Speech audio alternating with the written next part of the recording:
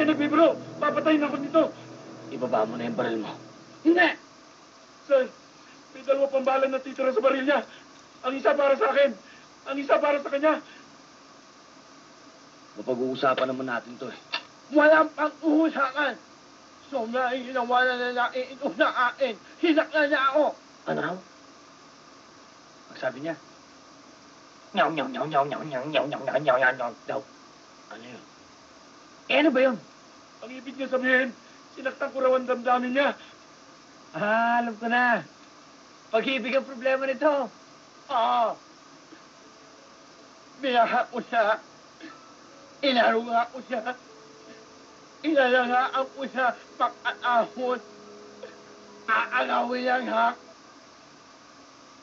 Bakit? Hindi ba ako rin? Inalagaan ko rin siya. Lahat ng luho niya binigay ko. Kung nasaktan ka man, nasaktan din ako. Tama na, tama na. Ayoko na. Ayoko na.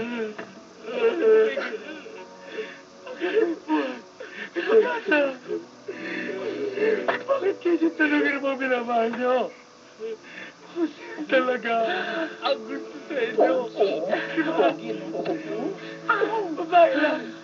Nag-aawain niyo ba? Ang gwapo. Babae?